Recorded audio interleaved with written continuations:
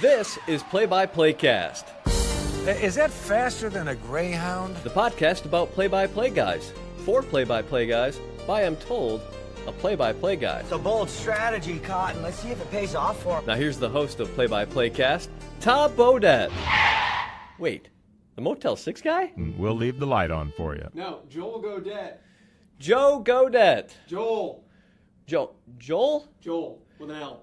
Okay, here's your host, Joel Godet. Don't worry, nobody's listening anyway.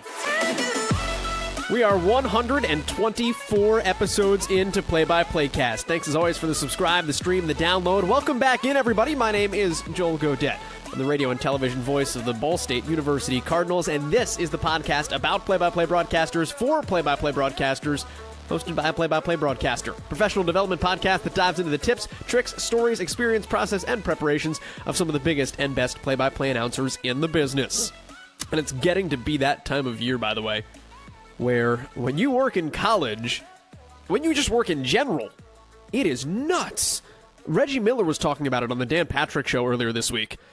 Like, what do you do as a sports fan? Like, the NBA has started, October baseball, the NFL, we're about to hit college crossover season, which is why my world winds up, like, turned upside down. I've got football going on, then I've got midweek football because, of course, the Mid-American Conference, which is kind of nice because I get my weekends. But then you get, obviously, you know, like volleyball still going on, fall sports still going on.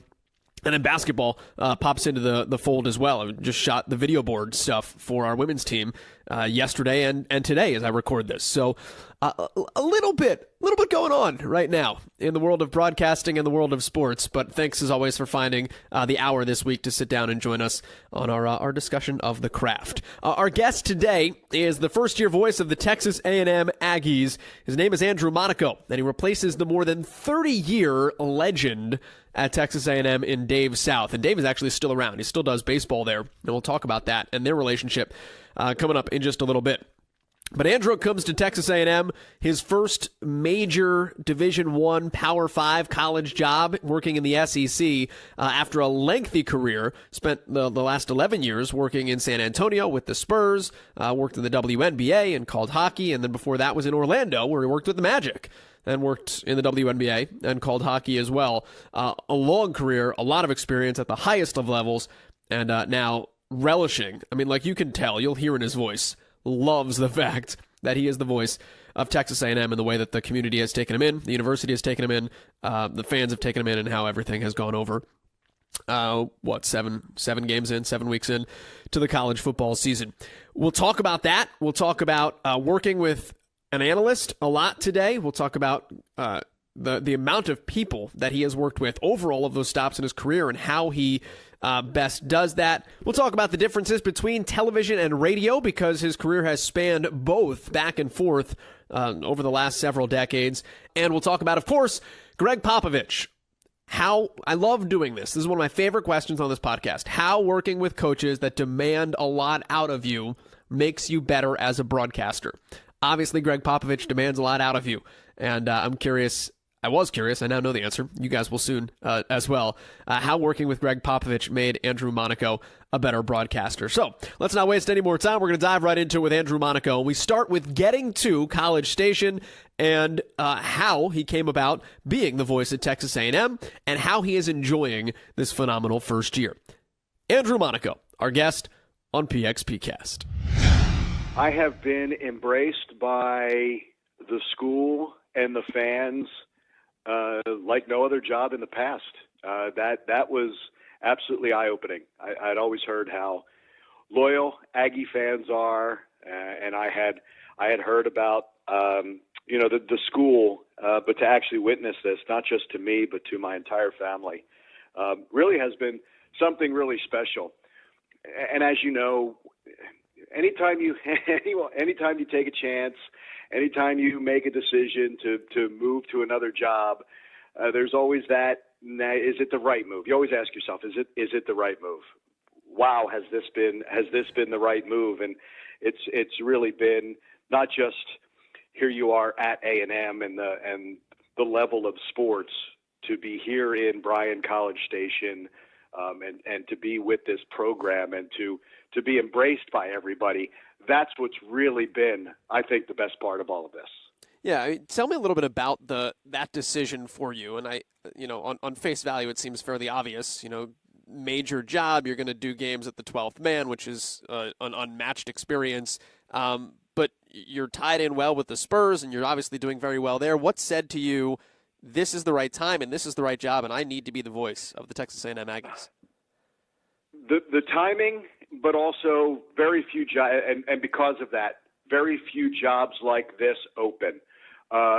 When you're talking about at this level, yeah, and even throughout college, there aren't a lot of these. And look, it took my running joke, and he doesn't like when I say it. I said it took Dave South 32 years to open this job.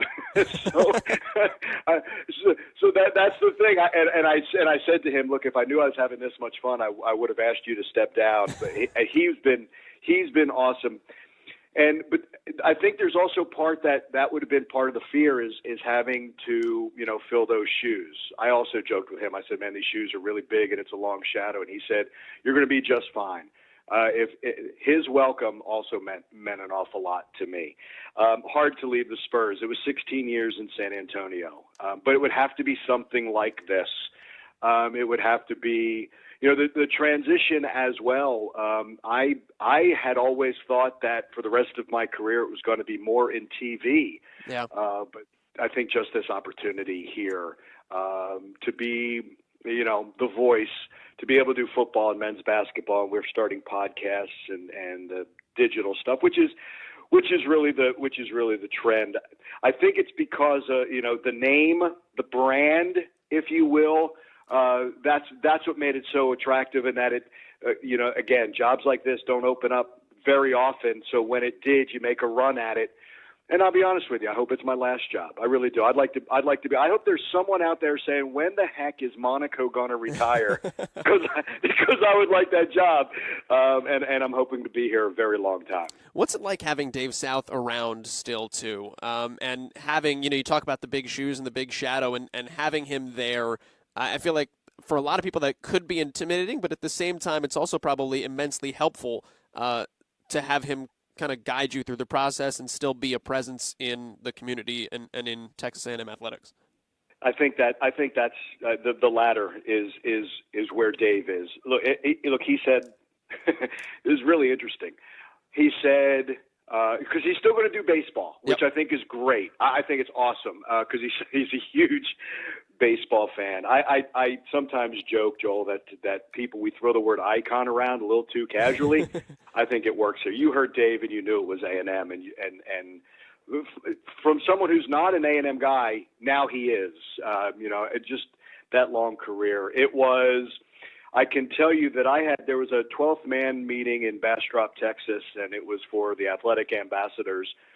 So my boss is there, and he gives me this backpack filled with A&M gear. So I'm all decked out, which was great. But also tucked in there is a book, daily devotionals that Dave signs, and it's a very personal note that he has that he has signed that, and it's directed to me. And I told him that meant a ton, that he would think of doing that and included that. Because as he has said, he's like, look, we can be the voice of the Aggies, he said, but ultimately I'm a child of God. You know what I mean? And and it's that kind of faith. And it leads me into, okay, what is so special about this area? And it is how friendly it is, and the town, and the faith is a big part of it. And for him to share that with me meant an awful lot. And the note means a lot. One of the first texts that I get meant a lot. It didn't matter, Joel. It didn't matter if he welcomed me or not, and that I was coming anyway. But I'm so glad he did. And someone had asked me, "What's your favorite call with A&M football so far?" And I was thinking of a touchdown, and I said, "No, my favorite call is when Dave Elmendorf, my partner, said, 'Can I introduce you on the first broadcast?'" And I said, "No, it's not about me any longer. Let's just go to the game." And then the more I thought about it, the more I was like, yeah, you know what? First of all, he asked. And then second of all, if Dave welcomes me to the family, then I'm in. He's been doing it 29 years. And I feel the same way with Dave South. It's almost that, okay, welcome to the family. Again, he didn't need to do any of that. So I appreciate being able to pick his brain. Hey, Dave, what were you doing here? How do you handle this for someone who's done it for so long, even if it's just the nuts and bolts of a broadcast? And he would just go through both football and basketball saying, hey, I would do this. This gives me a little bit of a break if I can tape this and use this for this. Just what a great resource he is. Now, as I told him, you are welcome at any time. He's like, look, I'm going to get a chance to travel. My dad lived to 91, and I hope I have another 18 years, and he's going to travel with his wonderful wife. I don't think he's ever going to get in the way, but I think he's always going to be a resource. But he's always welcome because, there is a generation or two who grew up with Dave South, and I think that's a special relationship. What have you learned from him, if anything, in that time and in that experience? Of him doing games or since I came here? I guess either one, whichever one most hits home or rings true to you. It's not so much learning from him, but I think it really nails what we know in our business at broadcasting is we are an extension of the school, of the teams, of the student athletes, and yet it's really not about. You know what I mean? When I say it's not about us, we should never be the story. We can be a part of it, but we should never be the story. But I think it's that, gosh, I say this time and time again. He would be an absolute soundtrack of people's lives, of Aggies fans' lives. So, there's big moments and he's a part of it. Here it's just how it's more than just, I don't think he defines himself by that. I think he defines himself by his faith, by his family, by his marriage to his wonderful wife. I think that's the key. But that he was the voice of the Aggies, and it's knowing. Someone said when early, oh, he's replacing Dave, and then the person they were with, actually it was his wife, is like, no. I said, no, you don't replace anybody. I'm just succeeding. You know what I mean? I'm just coming in. I'm just coming in next. And then he said, I wanted to make sure that you got settled, and he said, you just be you. You be you, and that's all you can be. I can't be Dave, and I'm not Dave. And that's for some people. But for me, I can only be myself, and I'm thrilled that they're giving me this opportunity. And you can take this one however you want to, and kind of dive into it however you want to do it. I don't want to pry too much into it, but I'm curious from a process standpoint, because you mentioned the fact that there aren't these jobs don't exist a lot. There's 130 FBS Division I jobs, and to do football and basketball together, that gets slashed even further. And then to do it at a Power 5 level, that obviously gets slashed even further. When you find out that Texas A&M is open and that that's a position you wanted, how do you go about saying, I'm getting this job? I am the next voice of the Aggies, and no one's going to stop me. What was kind of your process of making sure that your name was going to be on the list when they sat down at the table at the end of the day?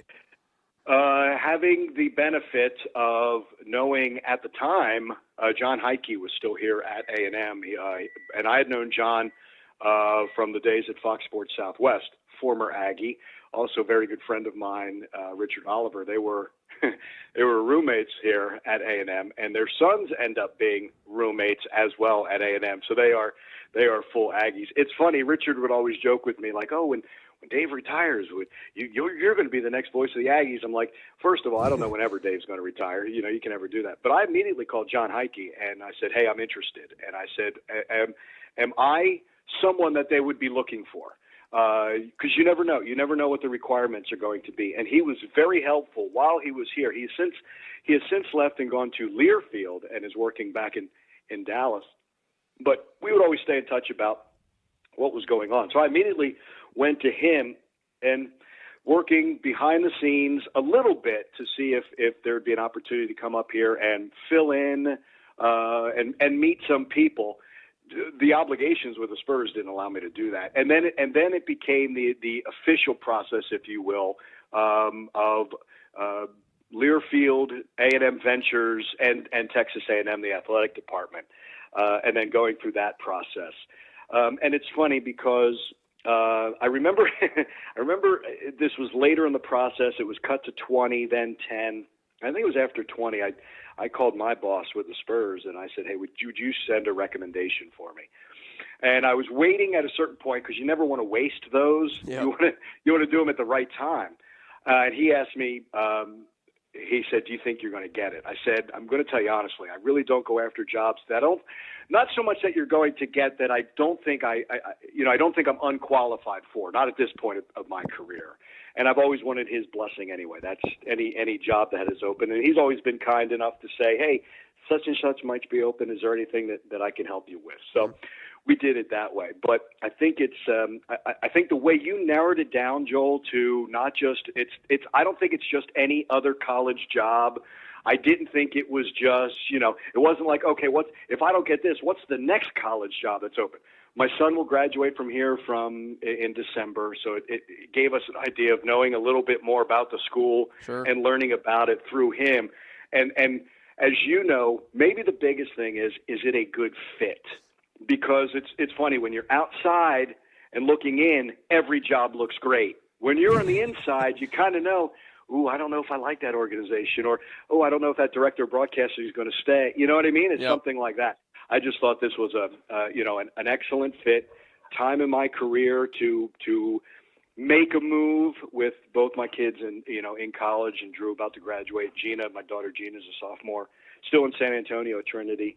Timing, as you know, is everything. I just thought the job was so good, so intriguing, such a great job, and that it was finally open. That it was like, yeah, you know what? I'm going to make a very hard run at this one.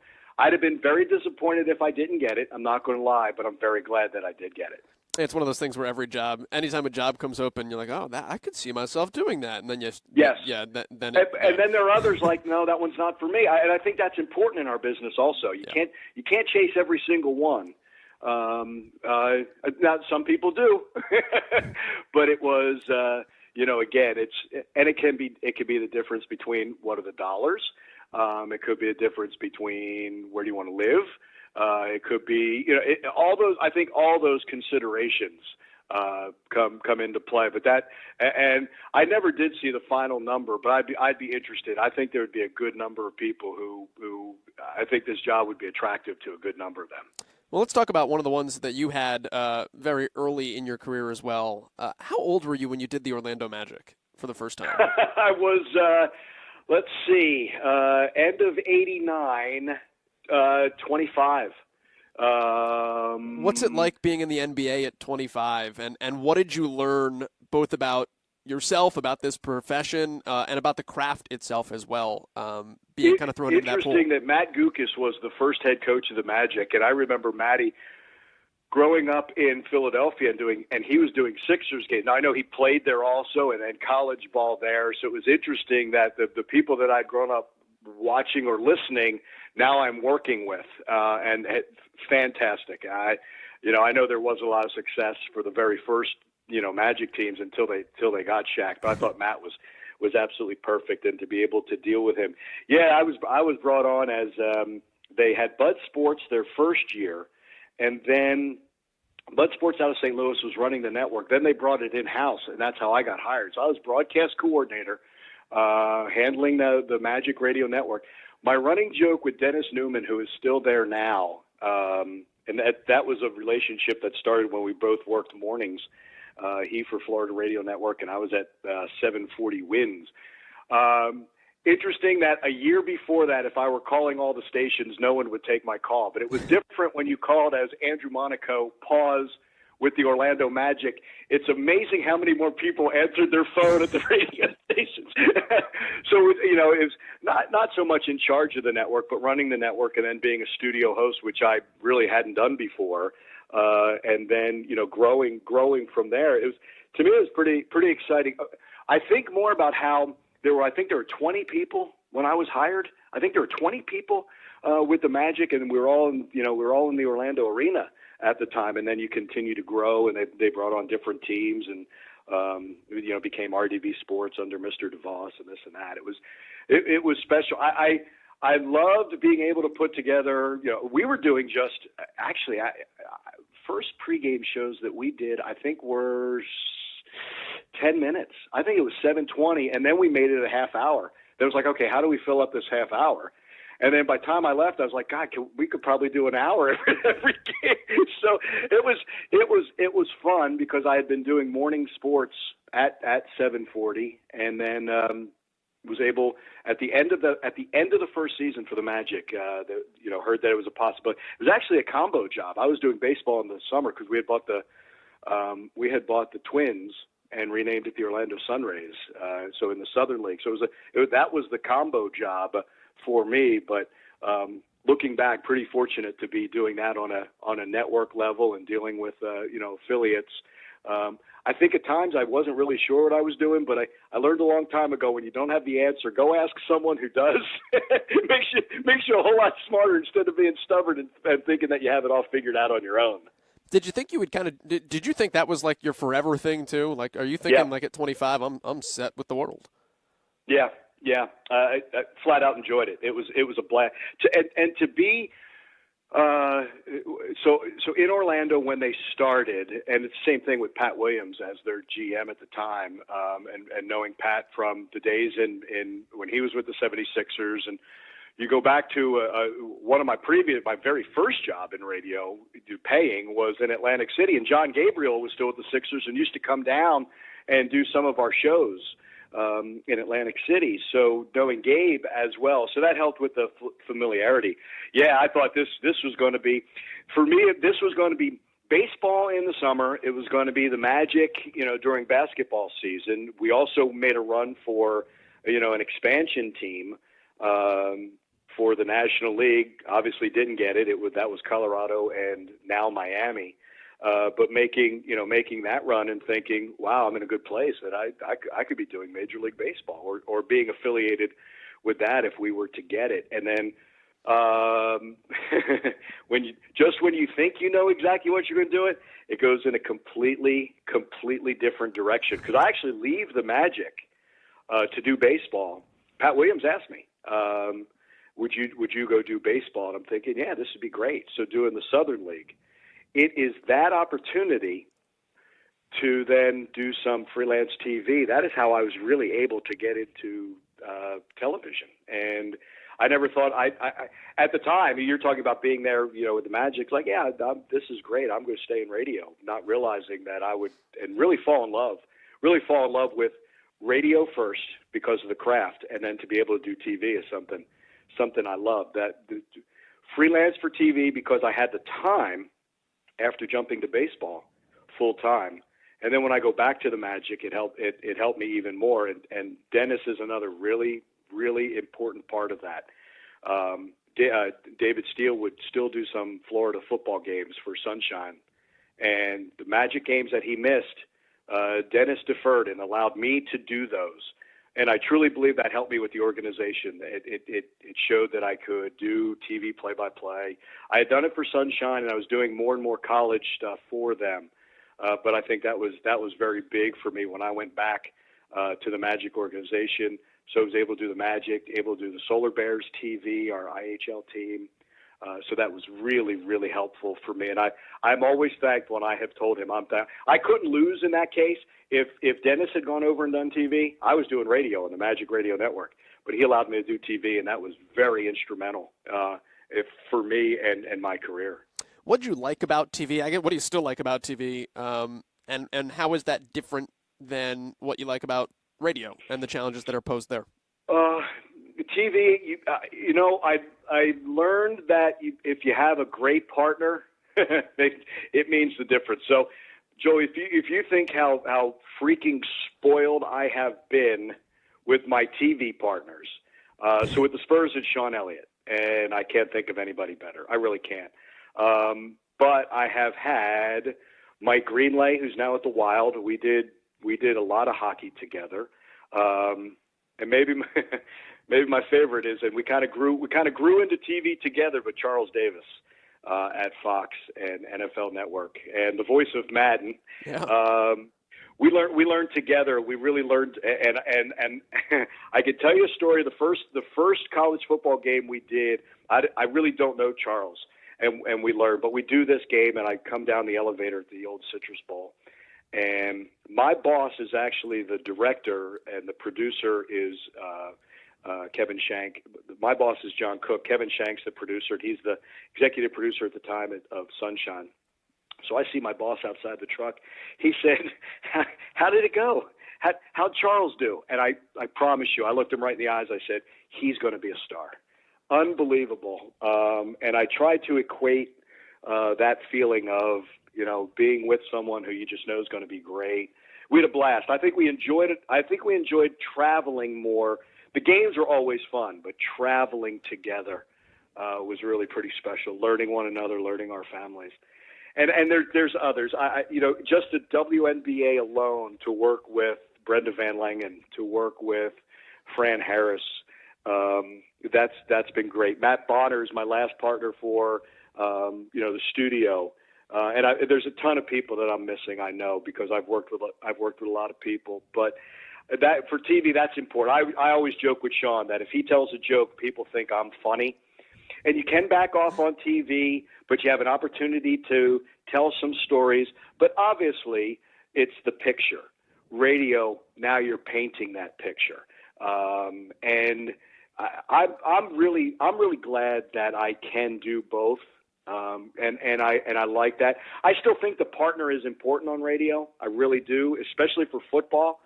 Look, Dave Elmendorf can see the game differently than I can. The former safety just sees things better. So I always say, look, I'm going to tell you who. You tell me why. And that's basically it in a nutshell for me. My job is the who. But I've got to get, I want to make sure that I hear him and I hear Will Johnson, who does our sidelines. And we keep his mic open almost all the time because he's almost like a third guy. He just happens to be there on the field and can see things or add something. But radio, obviously, you have to talk more, paint that picture than TV. Look, you can't radio. I can't say that receiver's on the top side. No one has a monitor. They don't know what top side is. They don't. So you have to get descriptive. But I'm still of the less is more mentality. How quickly can you say it? Can you still be brief without taking up so much time that you're forgetting the play? But much more hands-on, as opposed to working in concert with a picture. You've got to paint that picture on radio. I want to explore the partner side of that you delved into a little bit, and just in terms of the amount of people you've worked with also. For a while, it was real good news. When they worked with me, they took off. So I think I was a good luck charm. It's the training ground. We'll put you with Monaco, and it'll be great. How did that make you better? Because you're having to adapt to different people and learn their styles and learn how to set different people up. Where did that help you improve? It helps the ones who were not very good at it. That was a 3-hour interview. Those aren't fun, and I sometimes wonder if it maybe should have been my part. But as you know, there are some who just never get comfortable, and to have to constantly lead a partner isn't fun, and you feel bad because you can talk to them. Sometimes it just doesn't translate. As a partner, you can talk with them and they're so good, and then they almost freeze, or they're, I think my boss with the Magic, Mike Kickerell, always says, hey, reps are the best thing that you can have as a broadcaster. Repetition is great. For me, I'll be honest with you. I remember when I was first doing the hockey, and to me it was like, oh man, I've got to prove myself. So doing an open, it was like, how much stuff can I get in the open? And I'm like, at some point, I was like, wait a second. That's what I have Mike for. That's what I have Greener for. He's the one. I don't have to. I have the job. And that's always stayed with me. It's like, people may not like it, but I have the job. So I don't have to prove myself every single time. And I'm kind of making it harder on myself. Why do I have to do all this? Get to your point. Then at a certain point on TV, and even on radio, in all honesty, when you're working with a partner or partners, you're a traffic cop. You just have to get from one point to the next, and you still have to do it well, but it's like, it's not as important as what I just need to, like with A&M. I need to know what Dave's going to talk about, and it's like, okay, here's how I'm going to introduce you. I don't want to take any of his thunder away. Same thing with Will. I just have to transition from point to point.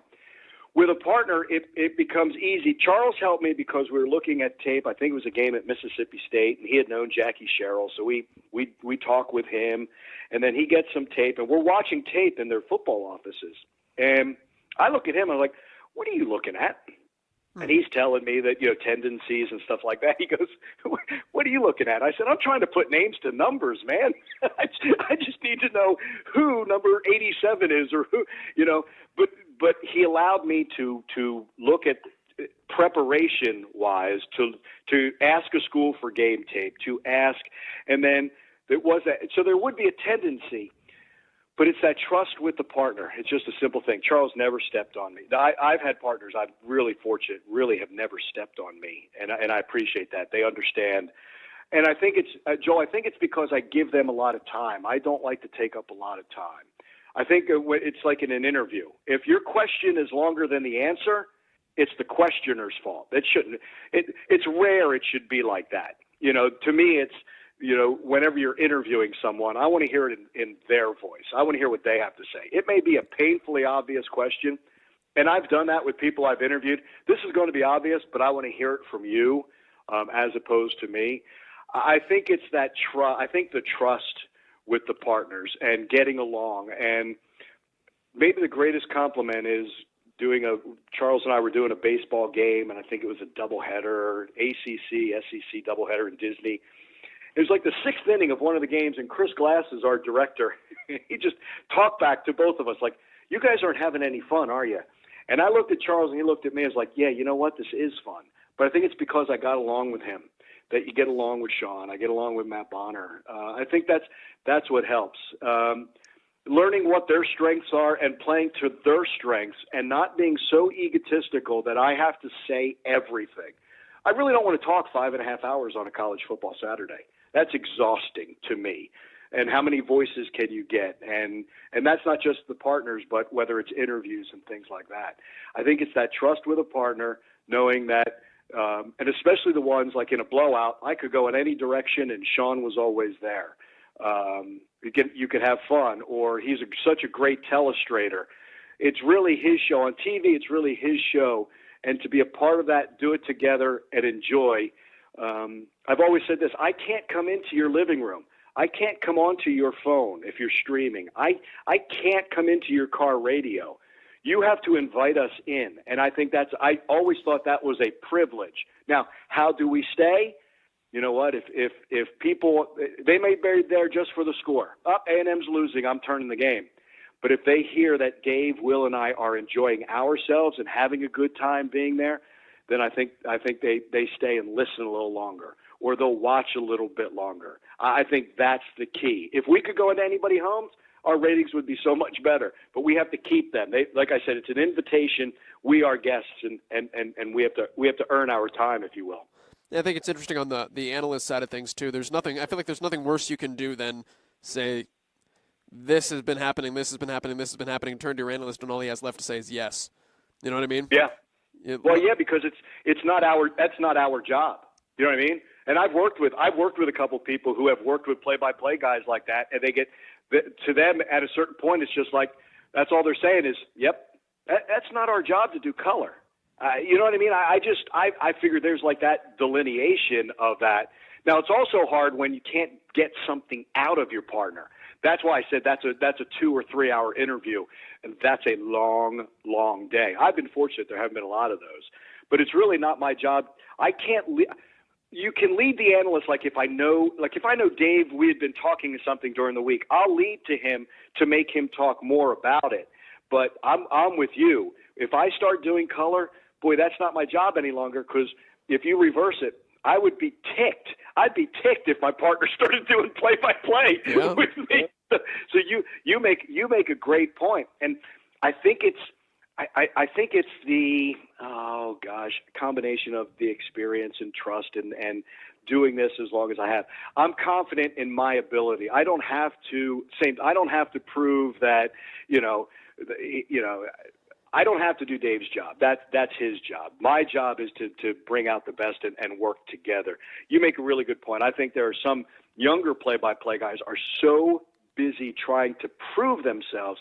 they're forgetting the nuts and bolts and how you need to work together as a team.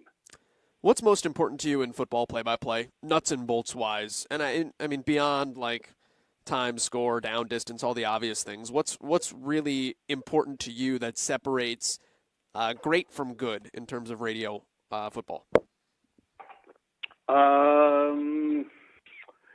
Good question. Hadn't thought about that because to me, I think the nuts and bolts have to be there. I really do. You can't. Hard to keep playing catch up. So, or maybe it's just that there needs to be nuts and bolts. There's something to that because people don't know, and because you have 11 on a side and they are changing.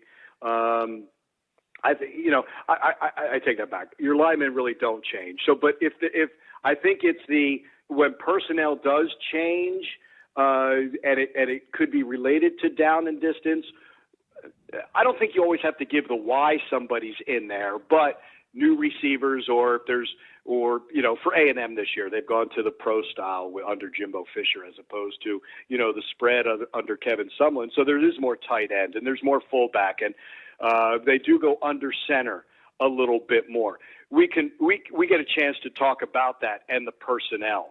I am of the belief that I can't control anything that happens in any broadcast. I don't have, if it was, I'd be undefeated.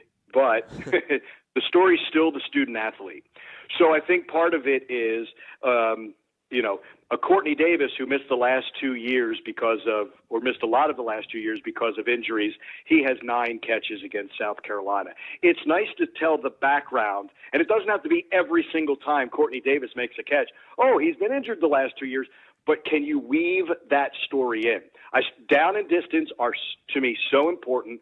Where the ball is on the field, who is on the field. I think those nuts and bolts are very important. And then this is the one thing that I've kind of learned in radio. Like when I first started, it's like, oh my gosh, I've got to talk all the time. I learned that you can allow a broadcast to breathe.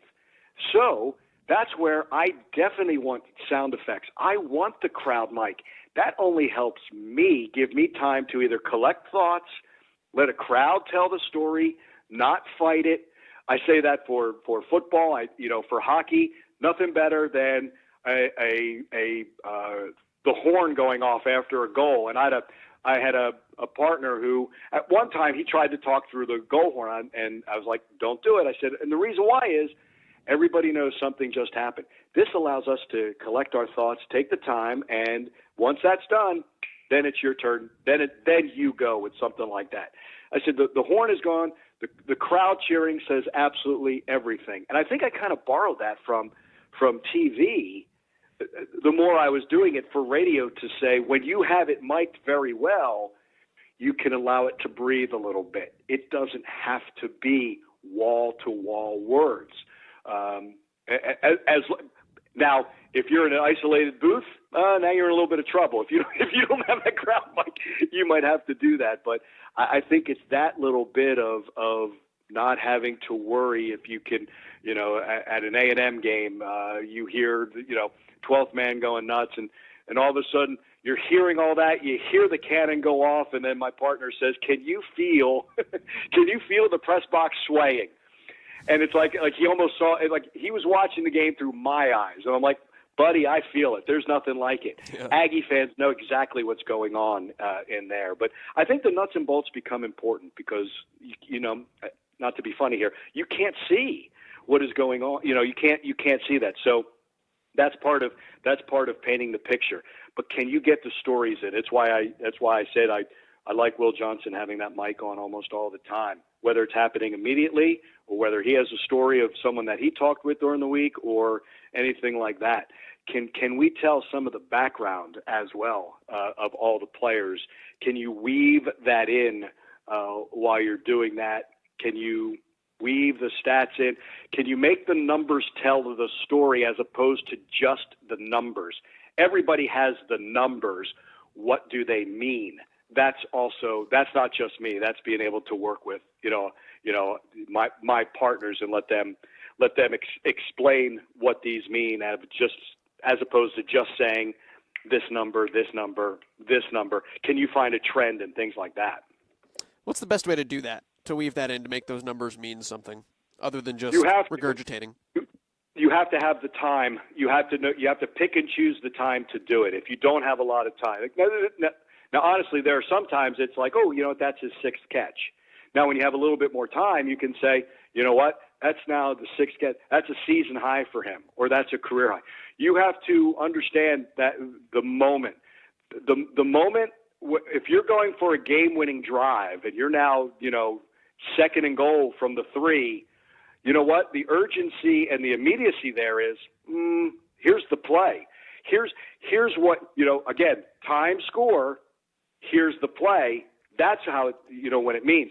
There's a time and a place to weave those stories in. I'm not going to, you don't talk about, he's coming off the ACL before the play. Oh, he's coming off the ACL, this and that. Afterwards, you could do that. That must have been sweet because he's coming off the knee injury and he couldn't wait to test it, stuff like that. I think you have to understand the moment. And each broadcast has different moments. Some are you go straight nuts and bolts. Look, if you're going up-tempo, TV's learning this, up-tempo teams, you can't have a replay after every single game. Now we're seeing replays be squeezed. I'm not sure that does us much of a service. As I say that, why am I buying a 60-inch TV now if you're going to squeeze it and give me 25 inches on each side? You know what I mean? We have to learn. We have to keep up with that pace. I think it's the same thing as broadcasters. I learned this as sidelines. I could have 3 pages of notes. If Tim Duncan turned his ankle, guess what the number one story is now? The update on Tim Duncan and that he turned his ankle. Preparation's always there. We don't always have to use it if we're jamming things in that don't make a lot of sense. I think that's part of the rhythm. As I said, the moment you have to know, when's a real good time to do that, and when it's not, you might need to hold it. And if it doesn't come in this game, you hold it for the future. But just because we prepared for it doesn't mean we have to get it all in the first quarter, because then what do you do that in the next 3 quarters? I think that's where you trust that moment will come, and if it doesn't, you trust yourself, then I will get it in the future. Before I let you go, I want to ask you one thing unrelated to your current position, and that is about your job with San Antonio. And I know you didn't interview him in-game, but how did – yeah. Thank the Lord. How did Greg Popovich make you a better broadcaster? You have to ask Pop a question. You have to know what you're going to ask Pop. You cannot. We've always joked about this. You can't go to Pop with the old "they say." Oh, they say. Pop will come right back with the "who's they," and it's every right.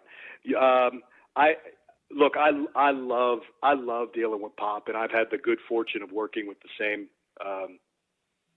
charity, if you will, Wish for Our Heroes. He's a part of it, and I was invited to be a part of it. So I know a little bit more on that level. And look, Pop is one of the most fascinating people I've ever been around. But that's the whole thing with a Greg Popovich interview. You just have to be prepared with a good question. You don't have to prove to Pop either, and I think that's where other people get in trouble. Like, Pop knows basketball, so you don't have to start spouting how much you know. Pop already knows it. Ask a very good question to Pop. I think playful Pop is outstanding TV or radio, and when you can earn that from him, and you have to earn it. To me, it's interviewing gold, and it's funny. Bill Land has been doing Spurs for, I think he's going on his 15th year, but he's in broadcasting a long time. But our boss would say, hey, you know what? Be prepared. Ask a good question. There are certain people you can get away with just statements, and I think that comes in the rhythm of an interview. You can do that, but you can't keep just throwing statements out.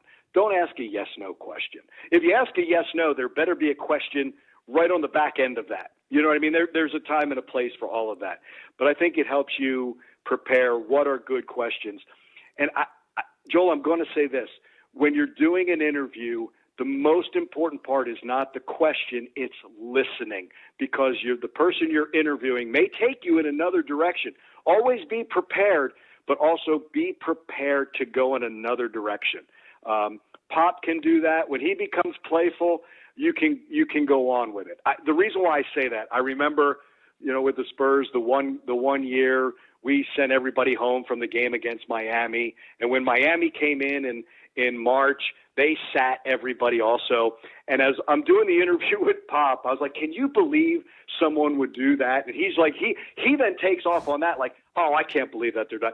But you could see the playfulness in him. You know what I mean? So you go with that. But you've got to be able to listen.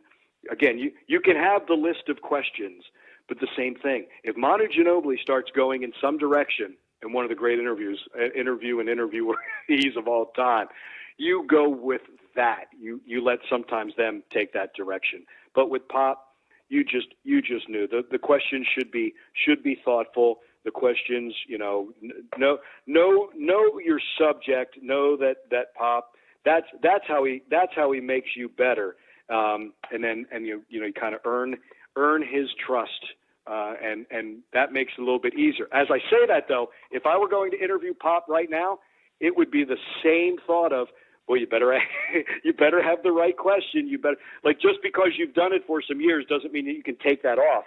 He's still going to be that way, but I think his answers then it's a tad more relaxed. But you got to be on your toes and do your work. That's how he made me better, though, by knowing that you got to ask the right questions, ask them in the right way. Don't just assume anything, with Greg Popovich. Andrew, how do people find you on social media or track you down if they want to pick your brain further, if they've heard anything they like here today?